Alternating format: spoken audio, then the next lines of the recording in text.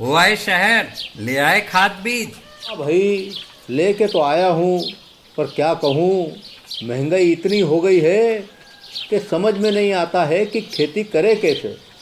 फसल भी अच्छी नहीं होती है, ये दवाइयाँ नहीं डालूँ तो। कर्जा करके लाओ, कैसे भी लाओ, लाना तो पड़ेगा ही। और ये दवाई की दुकान का कर्जा तो ख़त्म होने का नाम नहीं लेता। लाना तो मुझे भी है, पर सब कुछ इतना महंगा है। कहाँ से लाऊं, किससे खरीदूं, किसके पास सही दामों में मिलेगा और क्वालिटी उत्पाद भी मिलेगा या नहीं। अपनी फसलों की सही दवाओं के लिए दूर दूर तक शहरों में जाना और दवाओं को लाना पड़ता है।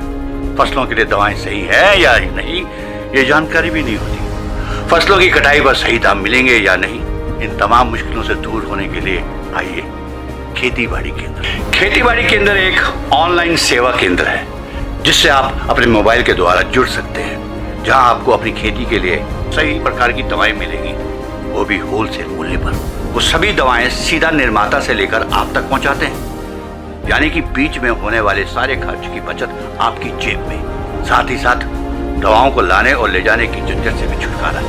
अपनी मुश्किलों को दूर करने के लिए आप खेती बाड़ी केंद्र पर एक मिस कॉल करें। खेती बाड़ी केंद्र का किसान मित्र आपसे तुरंत संपर्क करेगा और आपको सभी जरूरी जानकारी देगा। खेती बाड़ी केंद्र की फ्रेंचाइजी लेकर खेती बाड़ी मित्र बनिए और किसानों की सेवा कर देश की तरक्की में भागीदार बने। आज ही संपर्क करें नीचे दिए गए नंबर पर और खेती बाड़ी केंद्र से जुड़े। ये है खेती बाड़ी केंद्र ऐप। अच्छा, किसानों की सरदारी, उन्नत खेती बाड़ी। खेती बाड़ी केंद्र, देश के अन्नदाता की दुकान।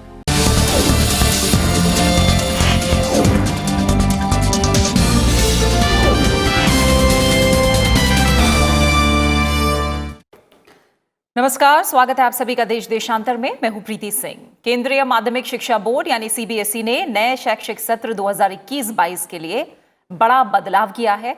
अब इस साल की तरह अगले साल भी 10वीं और 12वीं की बोर्ड परीक्षाओं का रिजल्ट आंतरिक मूल्यांकन की सहायता से तैयार होगा। सीबीएसई ने शैक्षणिक वर्ष 2021-22 के लिए नई स्कीम की घोषणा की है। 10वीं और 12वीं के बोर्ड के लिए इस शैक्षणिक वर्ष को 2 भागों में बांटा गया है।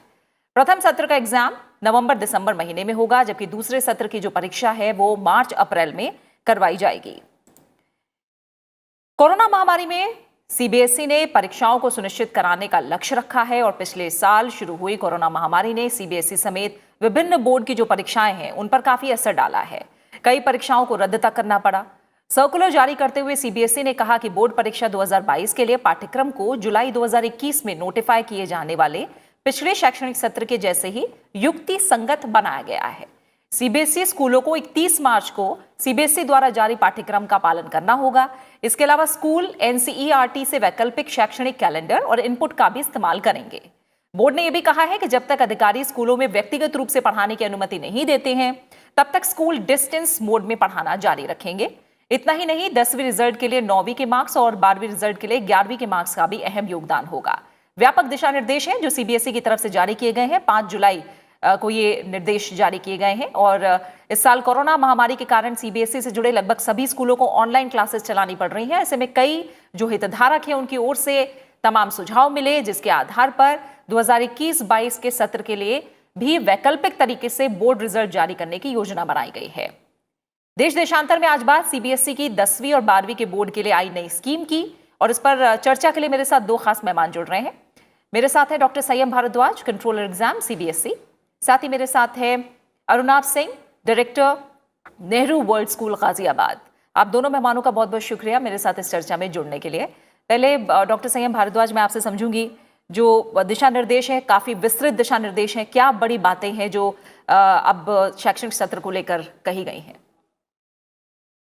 जी प्रीति जी, देखिए, सबसे पहले मेरा सभी जो दर्शक हैं उनको बहुत बहुत मैं यहाँ बताना चाहूंगा कि पिछले 2 वर्षों से हम लोग परीक्षाओं का संचालन नहीं कर पा रहे हैं कोरोना के कारण, और ये माना गया कि ऐसा हो सकता है कि 3rd वेव 4th वेव की जो बातें हैं, साल भी परीक्षाएं होंगी नहीं होंगी, क्या होगा, ये बहुत अनिश्चित है।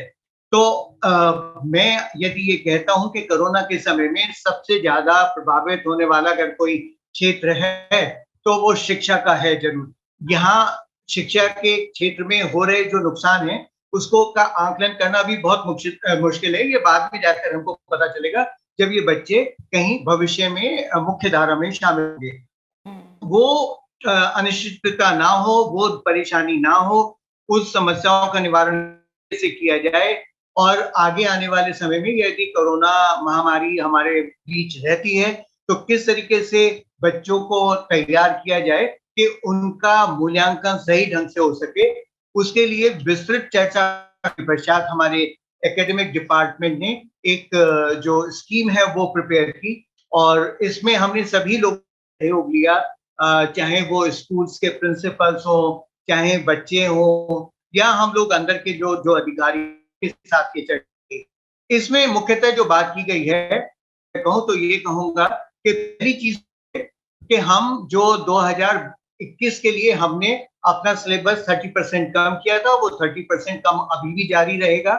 इस जो बचा 70% सिलेबस है उसको हम दो पार्ट में डिवाइड कर देंगे, 35%, 70% हो जाएगा और इसका करने का लाभ ये होगा कि बच्चों को जितना सिलेबस वो करेंगे उसको बहुत अच्छे तरीके से करने का मौका उनको मिलेगा, शिक्षण कार्य बहुत अच्छी तरीके से होगा। अब हम लोगों का जो प्रयास है वो ये है कि अगले साल यदि महामारी रहती है तो उस कंडीशन में हमको स्कूल्स को ना कहना पड़े कि आप रिजल्ट बनाएं, आप हमको मदद करें, कुछ लेकर आए। हम ये सारी तैयारी पहले से कर कर रखेंगे और किसी भी स्थिति से मुकाबला करने के लिए तैयार रहेंगे। इस पॉलिसी को बनाते समय क्योंकि हमको से मुकाबला करना है, हमने ये तय किया कि हम सत्र को दो भाग में भागते हैं, दो बांटों में पार्ट में बांटते हैं और उसके अलावा जो हमारी परीक्षाएं हैं वो भी हम दो पार्ट में डिवाइड कर देते हैं। तो पहली परीक्षा जिसको हम टर्म 1 परीक्षा बोलेंगे अपनी, वो परीक्षा हम नवंबर दिसंबर में करने का प्रयास करेंगे। अब नवंबर दिसंबर इस परीक्षा करने का अभिप्राय क्या है या वो समय हमने क्यों चूज किया? उस समय को चूज करने का पर्पज ये था कि जब हम आज ये इन लोगों को बताते हैं भी तैयार इसके लिए हो जाएं। दूसरी चीज ये कि 15 अगस्त से 15 सितंबर हम ऑलरेडी एक परीक्षा का आयोजन करने को प्लान कर रहे हैं, जिसमें कि जो हमारे कंपार्टमेंट के बच्चे होंगे, जो हमारे इम्प्रूवमेंट वाले होंगे, जो बच्चे हमारी असेसमेंट स्कीम से सेटिस्फाई नहीं है रिजल्ट निकलने के बाद होंगे, उन सबको परीक्षा देने का अवसर दिया दोबारा से। तो इसलिए हमने ये तय किया कि अगर यहाँ परीक्षा होती है, परीक्षा साल भर परीक्षा हो तो स्कूल परेशान रहेंगे, वो परीक्षा का आयोजन करेंगे जल्दी तो हमने यहाँ करेंगे और देखेंगे हम कि किस तरीके से परीक्षा के समय को, मतलब जो ड्यूरेशन है कि 20 दिन 25 दिन की जगह कम कर सकते हैं जिससे कि ये परीक्षा हो सके। तो नवंबर दिसंबर में हमारी टर्म 1 की परीक्षा होगी। उसके बाद हम लोग मार्च अप्रैल में टर्म 2 की परीक्षा की बात कर रहे हैं और जहाँ टर्म 1 की बात है वहाँ ऑब्जेक्टिव टाइप परीक्षा की बात कर रहे हैं, जहाँ टर्म 2 की बात है हम ऑब्जेक्टिव टाइप या सब्जेक्टिव टाइप जिस तरीके की भी सर्कमस्टांसेस हो उस तरीके की परीक्षा का आयोजन करेंगे। अब हमने यहाँ पर ये भी देखा है कि अगर कोई सी भी स्थिति पैदा होती है तो उसको रिजल्ट निकालने के लिए हमको किस तरीके की आवश्यकताएं होंगी, तो वो सारी आवश्यकताएं हमने अपनी पॉलिसी में दी हैं। इस संपूर्ण पॉलिसी के साथ मैं ये कहना चाहूंगा कि अगले वर्ष यदि कहीं कोई परेशानी होती है, कोरोना हमारे बीच रहता है, तो इस समस्या का समाधान हमारे समक्ष होगा और कोई परेशानी के बिना हम रिजल्ट घोषित कर पाए। ठीक है डॉक्टर भारद्वाज, मैं और डिटेल में जानूंगी बाकी जो दिशा निर्देश हैं और क्या खास बातें हैं सीबीएसई दिशा निर्देशों की। उससे पहले अरुणाभ सिंह, आपसे मैं समझना चाहूंगी जो दिशा निर्देश आप लोगों ने देखे हैं कितने व्यवस्थित और कितने फीजिबल एक तरह से नजर आ रहे हैं आपको? जो दिशा निर्देश सीबीएसई की तरफ से प्रिंसिपल्स को मिले हैं उससे ज्यादा प्लान्ड और परफेक्ट तरीका इस वक्त और कोई नहीं हो सकता। ठीक है। इस वक्त देश उस घड़ी से गुजर रहा है जिसमें कि इतने बड़े एग्जाम जो कि पूरे देश में होता है और विदेश में भी होता है, उस एग्जाम को तो छोड़िए, हम स्टेट के इलेक्शन को भी नहीं प्लान कर पा रहे हैं कि वो कब होगा, बिकॉज सिचुएशन जो है वो इतनी गंभीर है देश में। तो सीबीएसई जो ये प्लान कर रहा है कि हम इसे बीच में से तोड़ें, मेरे को एज अ स्कूल प्रिंसिपल दो चीजें इसमें दिखती हैं। एक तो सर्टनली जो इस साल इसका फायदा होगा कि हम 50-50% डिवाइड कर लेंगे रिस्क को और उम्मीद होगी कि दो में से एक तो कम से कम असेसमेंट हो ही जाएगा। एक तो सर्टनली प्रेजेंट टाइम्स में ये फायदा होता है। मगर हम अगर नेशनल एजुकेशन पॉलिसी की तरफ वापस जाएं तो वो बहुत क्लियरली ये कहती है कि हम 2 टर्म्स में हमारे पास में असेसमेंट होना चाहिए और पोर्टफोलियो बेस्ड असेसमेंट होना चाहिए, और अलग अलग तरीके से हमें ये कोशिश करनी चाहिए कि बच्चा सोचने पर मजबूर हो। क्लास में टीचर्स जो हैं ऐसी पढ़ाई कराएं जिससे कि ज्यादा सोचना पड़े बच्चे को, और हम रोट लर्निंग से दूर जाएं। तो जब सीबीएसई बोर्ड का सर्कुलर मैं पढ़ रहा हूं तो उसमें वो बात कर रहा है कि भाई केस स्टडीज के ऊपर और एमसीक्यू मल्टीपल चॉइस क्वेश्चंस के थ्रू हम इस असेसमेंट को करेंगे। तो प्रेजेंट टाइम में तो सर्टनली फायदा होगा बच्चों का, जो इनसिक्योरिटीज हैं और जो कंफ्यूजन्स हैं वो काफी हद तक खत्म हो जाएंगे। मगर लॉन्ग टर्म में आई थिंक देश को ये पहली बार मौका मिलेगा, सीबीएसई की जो पहल है, शायद किसी भी बोर्ड की ये पहली पहल है कि उस नेशनल एजुकेशन पॉलिसी में जो चीजें कही गई हैं उसके पास तक पहुंचने की हमारी ये पहली तैयारी है। और मुझे पक्का यकीन है कि इसमें जिस तरह की प्लानिंग ऑलरेडी अनाउंसमेंट डॉक्यूमेंट में जिस तरह की परेशानी प्लानिंग दिख रही है, जिसमें कि वो डॉक्यूमेंट कह रहा है कि अगर ऐसा हुआ तो हम ये करेंगे, अगर वैसा हुआ तो हम वो करेंगे, तो ये क्लियरली बता रहा है कि ये सोचा समझा स्टेप है। और एज अ स्कूल प्रिंसिपल मैं इसे वेलकम करता हूं। मुझे उम्मीद है कि ज्यादातर स्कूल प्रिंसिपल्स हिंदुस्तान में और विदेश में जहां सीबीएसई के स्कूल्स हैं वो इस पहल को वेलकम करेंगे। ठीक है डॉक्टर भारद्वाज, जो बात कही गई है उसमें जिक्र है कि सत्र जो 2021-22 है उसके लिए पाठ्यक्रम को एक तरह से युक्ति संगत तरीके से 2 टर्म में आपने बांटा है।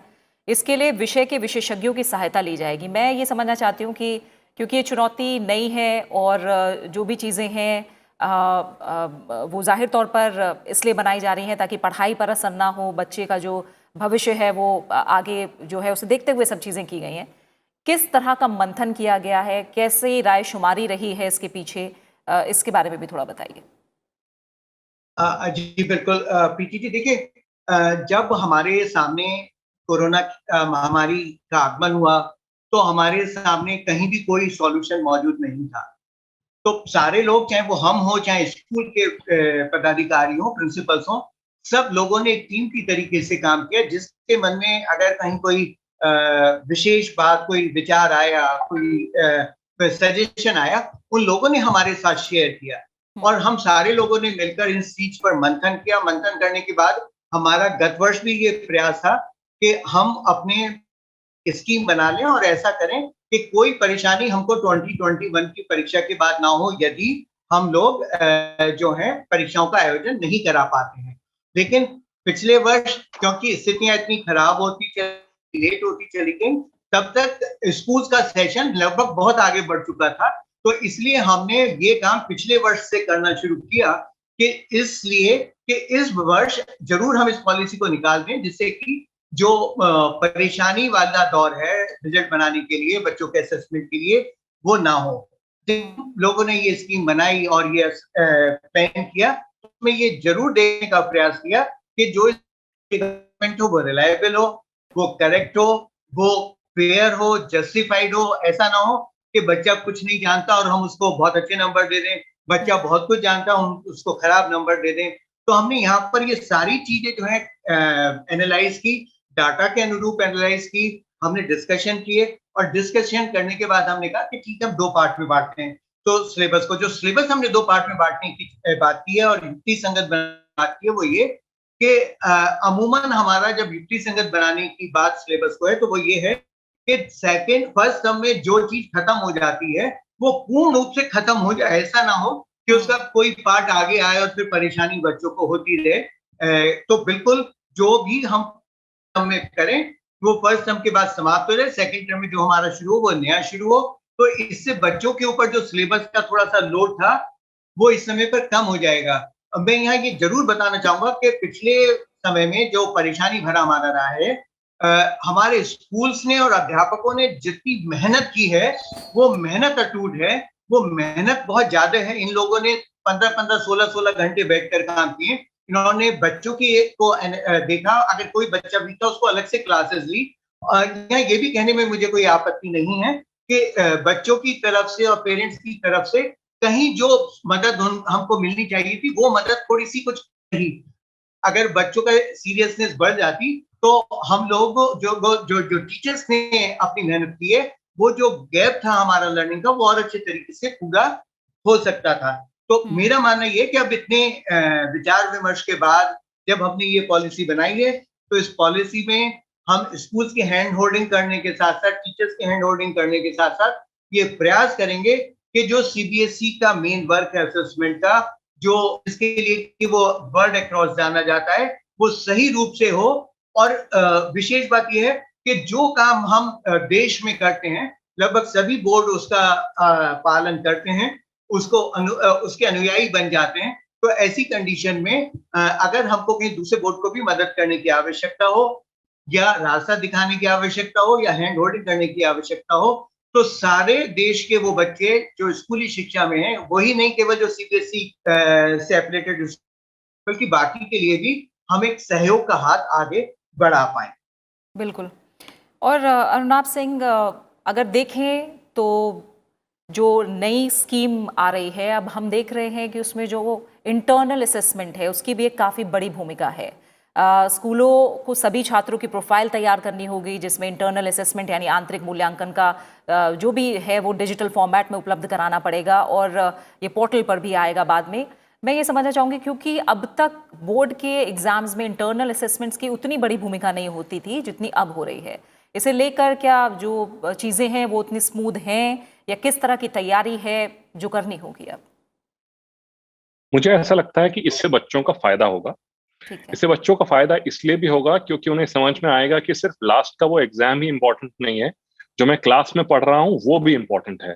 तो इससे क्लासरूम्स में अटेंडेंसेस बढ़ेगी और बच्चों की सीरियसनेस भी बढ़ेगी।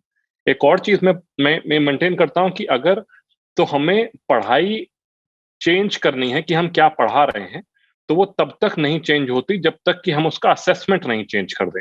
बहुत छोटा सा एग्जांपल देता हूं। अगर सवाल ये पूछा जा रहा है एग्जाम में कि भारत को आजादी कब मिली, तो 1947 उसका जवाब है, इसे तो मैं रट लूंगा। मगर अगर एग्जाम में ये पूछा जाने लगे कि आजादी के सही मायने क्या है, तो वो तो सिर्फ तब होगा जब उस क्लास में डिस्कशन हो रहा है।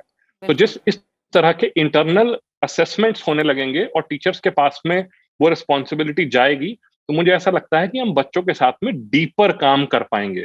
तो ये 100% एक बहुत ही पॉजिटिव स्टेप है। और अगेन ये नेशनल एजुकेशन पॉलिसी भी ये बात कहती है। इनफैक्ट वो डॉक्यूमेंट तो ये भी कह रहा है कि पेरेंट्स का भी उसमें रोल होना चाहिए कि पेरेंट्स अपने बच्चे के बारे में क्या कह रहे हैं, बच्चा अपने आप खुद अपने बारे में क्या कह रहा है। तो this is a big step forward.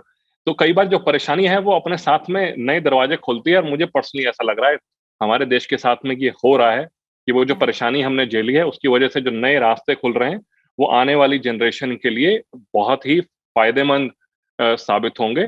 और मुझे उम्मीद है कि ये जो इस स्पेसिफिकली इस साल के लिए सहीम भारद्वाज जी की टीम ने बहुत ही मेहनत करके ये 2 सेमेस्टर का प्रोग्राम बनाया है, ये सक्सेसफुल हो और इस प्रोग्राम को हम फॉरवर्ड कर पाए और आने वाले सालों में भी ये एग्जाम 2 सेमेस्टर में ही हो। इससे देश के सभी बच्चों का फायदा होगा। यानी आप ये कह रहे हैं अनुराग की जो चुनौती है कहीं ना कहीं उसने एक अवसर भी दिया है, ये ट्रांजिशन का एक तरह से पीरियड आप मान रहे हैं? जी, मुझे पूरी उम्मीद है कि इससे जो हम सीख लेंगे, करंटली तो ये हमारी मजबूरी भी कह सकते हैं कि ये हमारा बेस्ट केस सिनेरियो है, मगर इसमें जो उम्मीद की किरण है, ये वो उम्मीद की किरण है जो जिसे हम पिछले 10 साल से डिस्कस कर रहे हैं कि उस 3 घंटे में ही क्यों एग्जाम में मेरी जिंदगी का सिलेक्शन हो जाए कि मैं क्या कर रहा हूँ। किसी दिन अगर मुझे 102 बुखार था और मैं क्रोसिन देके एग्जाम दे रहा था, तो इसका मतलब क्या ये हुआ कि मुझे गणित नहीं आता? ऐसा तो नहीं है। तो ये बात तो हम क्लासरूम में और प्रिंसिपल्स के साथ में और पेरेंट्स के साथ में हमेशा करते थे, मगर और कोई तरीका नहीं था। ये एक नया तरीका सामने आया है। मुझे पूरा यकीन है कि ये सक्सेसफुल साबित होगा और इस तरीके की वजह से और भी बोर्ड्स इसको यूज करेंगे। ठीक है। और डॉक्टर भारद्वाज, क्योंकि जैसा हम जान रहे हैं कि ये एक नया तरीका है, जैसा अभी अरुणाब जी भी कह रहे हैं, बहुत सारी चीज़ें होंगी, किस तरह से जो मार्क्स हैं उसका उचित निर्धारण हो, साथ ही जो आपकी तरफ से दिशा निर्देश दिए गए हैं मॉडरेशन नीति के अनुसार इंटरनल असेसमेंट हो, प्रैक्टिकल प्रोजेक्ट के काम होंगे, वो ज़्यादा से ज़्यादा विश्वसनीय हो और वैध हो, तमाम कोशिशें जारी रहेंगी। तो किस तरह की मदद सीबीएसई की तरफ से स्कूलों को दी जाएगी, तैयारी पूरी किस तरह से होगी? प्रीति जी, मैं इस बात को बताते हुए आपको ये समझाने का प्रयास करूंगा कि अभी तक जो इंटरनल एग्जामिनेशन या इंटरनल असेसमेंट हमारा होता था, प्रैक्टिकल्स होते थे, प्रोजेक्ट वर्क होते थे, ये इंटरनली होते हैं, बच्चे की परफॉर्मेंस देखो मार्क्स जाते हैं। दूसरी बात ये कि हमारे थर्ड बॉडी की तरीके से हम लोग भी बच्चों का असेसमेंट करते हैं और उसमें थ्योरी में हम उनको मार्क्स, प्रैक्टिकल के लिए भेजते हैं तो हम अपने लोगों को भेजते हैं, वहां पर भी मार्क्स बच्चों को मिलते हैं। तो देखा ये जाता था कि अगर कहीं थ्योरी में बच्चे के 50% मार्क्स आ रहे हैं मैक्सिमम मार्क्स से, तो उसके प्रैक्टिकल में 100% आ रहे हैं।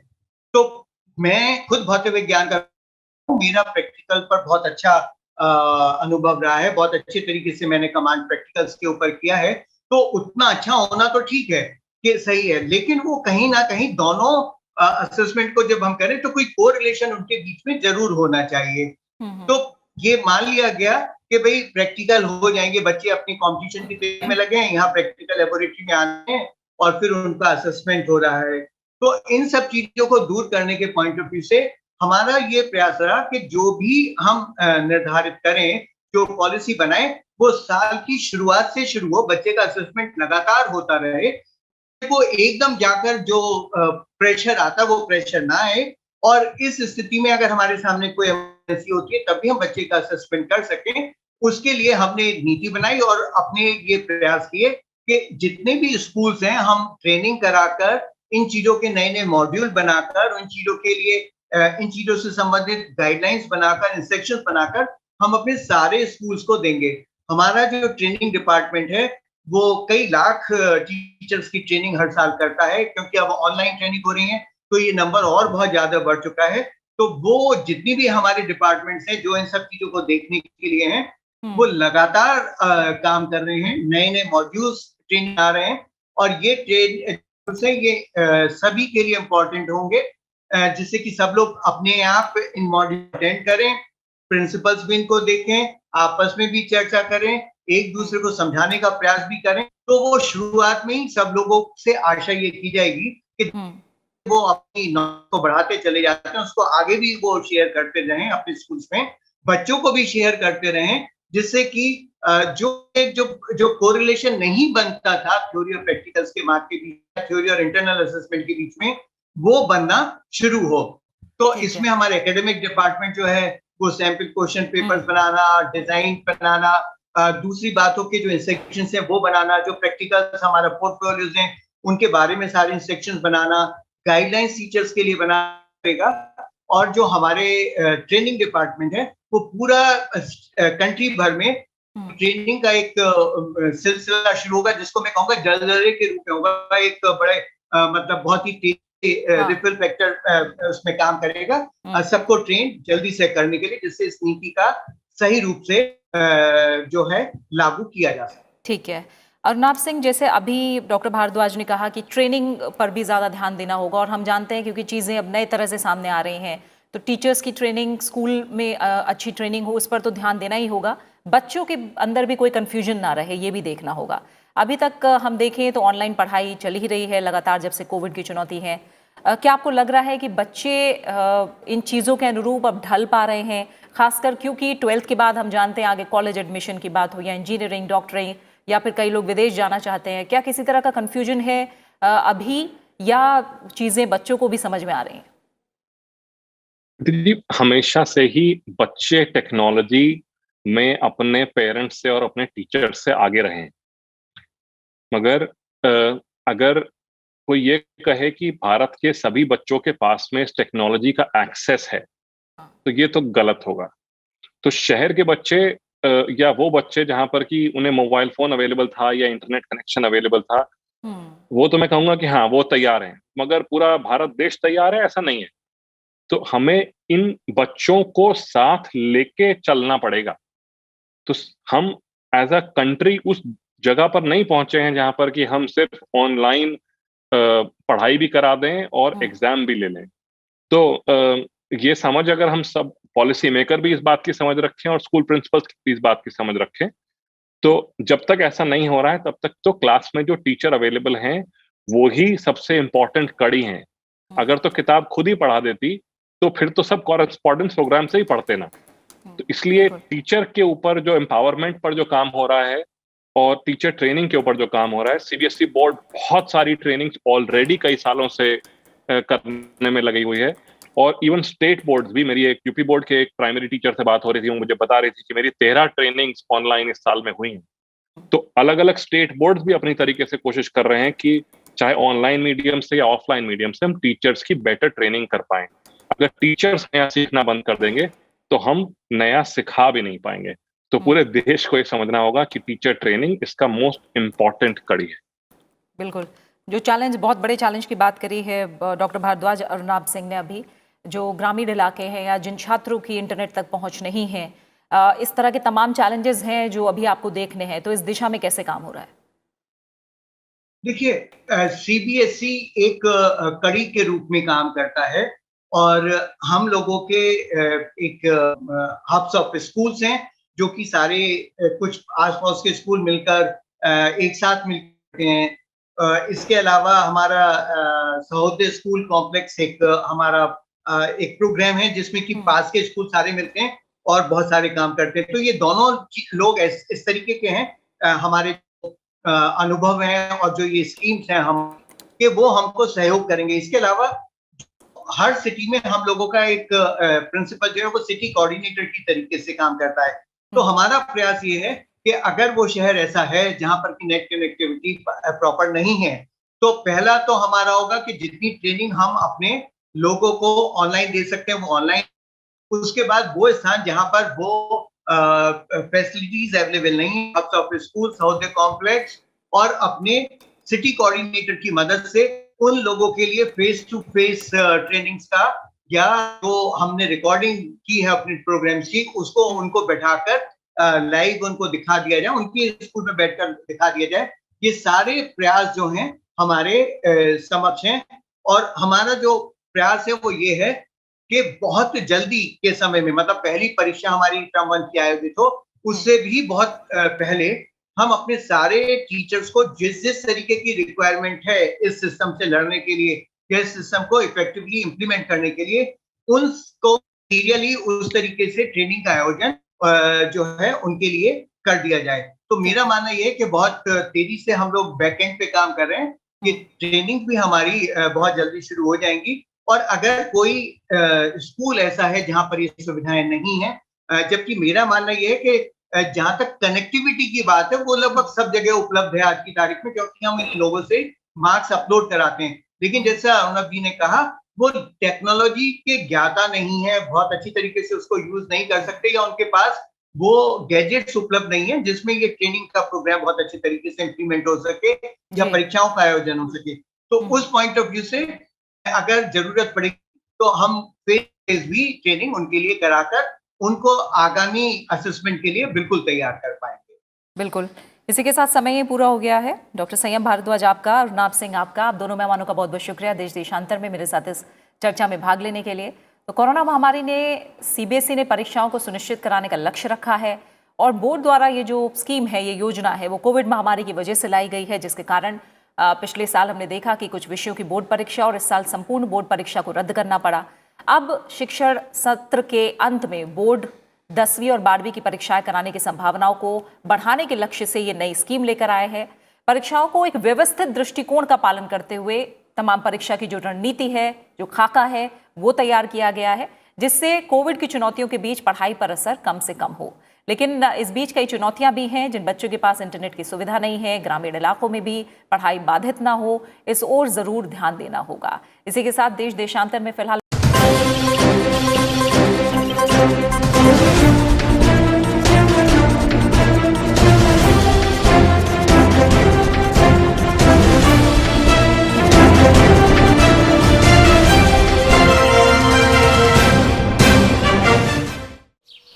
ओ काका, हुआ है शहर, ले आए खाद बीज?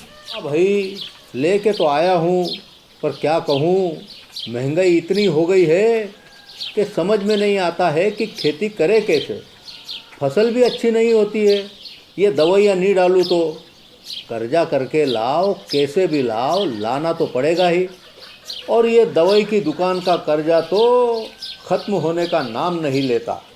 लाना तो मुझे भी है, पर सब कुछ इतना महंगा है, कहाँ से लाऊं, किससे खरीदूं, किसके पास सही दामों में मिलेगा और क्वालिटी उत्पाद भी मिलेगा या नहीं।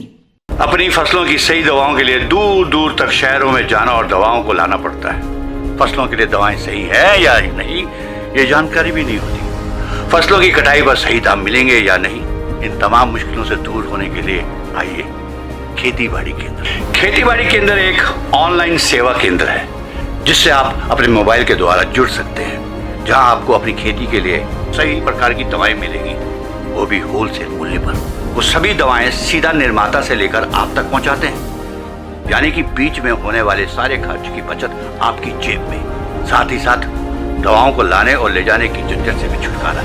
अपनी मुश्किलों को दूर करने के लिए आप खेती बाड़ी केंद्र पर एक मिस कॉल करें। खेती बाड़ी केंद्र का किसान मित्र आपसे तुरंत संपर्क करेगा और आपको सभी जरूरी जानकारी देगा। खेती बाड़ी केंद्र की फ्रेंचाइजी लेकर खेती बाड़ी मित्र बनिए और किसानों की सेवा कर देश की तरक्की में भागीदार बने। आज ही संपर्क करें नीचे दिए गए नंबर पर और खेती बाड़ी केंद्र से जुड़े। ये है खेती बाड़ी केंद्र ऐप। अच्छा, किसानों की सरदारी, उन्नत खेती बाड़ी। खेती बाड़ी केंद्र, देश के अन्नदाता की दुकान।